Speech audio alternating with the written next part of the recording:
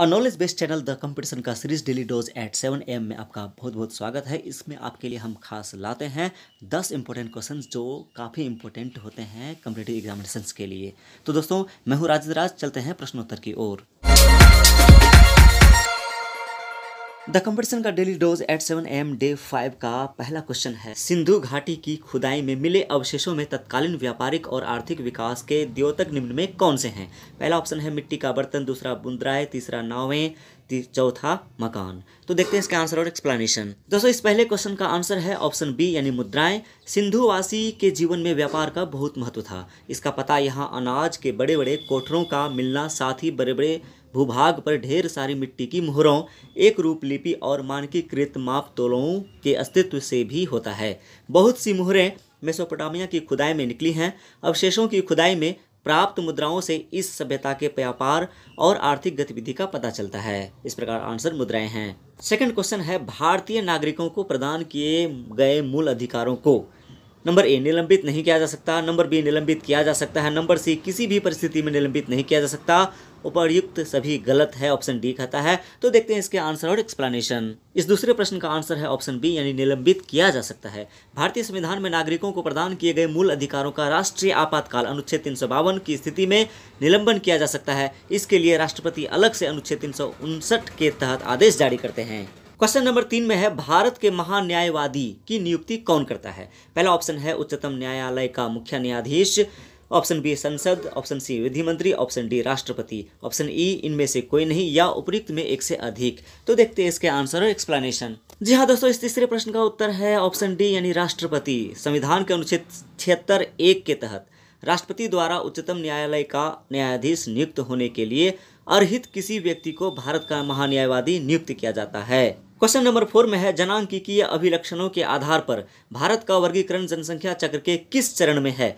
Option A आरंभिक विस्तारशील चरण, option B उच्च अस्थिर चरण, ऑप्शन सी विलंबित विस्तारशील चरण, ऑप्शन डी ह्रासमान चरण। देखते हैं इसके आंसर और एक्सप्लेनेशन। दोस्तों इस चौथे प्रश्न का उत्तर है विलंबित विस्तारशील चरण। जनांकीय संक्रमण सिद्धांत के अनुसार जनसंख्या वृद्धि को 4 चरणों में विभाजित किया जाता है। भारत का संबंध तृतीय चरण से है जो विलंबित विस्तारशील चरण को इंगित करता है। दोस्तों सीरीज का 5वां सवाल है, दो सागरों अथवा जलाशयों को जोड़ने वाली संकरी जल पट्टी को क्या कहते हैं? ऑप्शन ए खाड़ी, ऑप्शन बी जल डमरू मध्य, ऑप्शन सी प्रायद्वीप, ऑप्शन डी स्थल संयोजक यानी इस्थुमस। तो देखते हैं इसके आंसर और एक्सप्लेनेशन।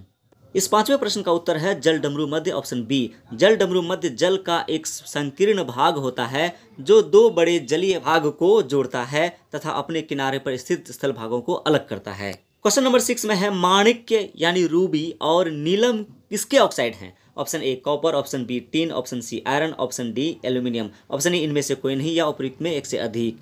तो देखते हैं इसका आंसर और एक्सप्लेनेशन। 6 का आंसर है ऑप्शन ए यानी कॉपर। माणिक्य यानी रूबी और नीलम कॉपर के ऑक्साइड हैं। सीरीज का क्वेश्चन नंबर 7 है, नाभिकीय विकिरण का अत्यधिक दुष्प्रभाव सबसे पहले मानव शरीर के किस अंग पर पड़ता है? ऑप्शन ए आंखें, ऑप्शन बी फेफड़े, ऑप्शन सी त्वचा, ऑप्शन डी अस्थि मज्जा। तो देखते हैं इसके आंसर और एक्सप्लेनेशन। इस 7वें प्रश्न का उत्तर है ऑप्शन ए यानी आंखें। नाभिकीय विकिरण का अत्यधिक दुष्प्रभाव सबसे पहले आंखों पर पड़ता है। क्वेश्चन नंबर 8 में है, स्वेज नहर किस किस को जोड़ती है? ऑप्शन ए भूमध्य सागर और लाल सागर, ऑप्शन बी बाल्टिक और कैस्पियन सागर, ऑप्शन सी भूमध्य सागर और उत्तरी सागर, ऑप्शन डी लाल सागर और कैस्पियन सागर, ऑप्शन ई उपयुक्त में एक से अधिक या इनमें से कोई नहीं। देखते हैं इसके आंसर और एक्सप्लेनेशन। क्वेश्चन नंबर 8 का आंसर है ऑप्शन ए भूमध्य सागर और लाल सागर। स्वेज नहर का निर्माण 1859 में फ्रांसीसी अभियंता फर्डिनेंड डी लेसेप्स द्वारा शुरू किया गया था। 1869 में बनकर तैयार हुई जो भूमध्य सागर और लाल सागर को जोड़ती है। इसकी लंबाई 164 किलोमीटर है। क्वेश्चन नंबर 9 में है, कहां पर चारागाह को पंपास कहा जाता है?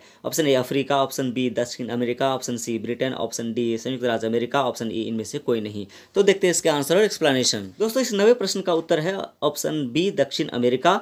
पंपास दक्षिण अमेरिका के अर्जेंटीना, उरुग्वे, ब्राजील में स्थित घास का मैदान है। इसका विस्तार अर्जेंटीना के ब्यूनस आयर्स, ला पाम्पा, सांता के इंट्रोरियोस और कार्बोडा तथा उरुग्वे के लगभग पूरे क्षेत्र तथा ब्राजील के रियो ग्रैंड डू सुल में है। द कंपटीशन का daily dose at 7 AM day 5 का 10वां और अंतिम सवाल है, डॉक्टर BR अम्बेडकर ने संविधान का हृदय और आत्मा किसे कहा था?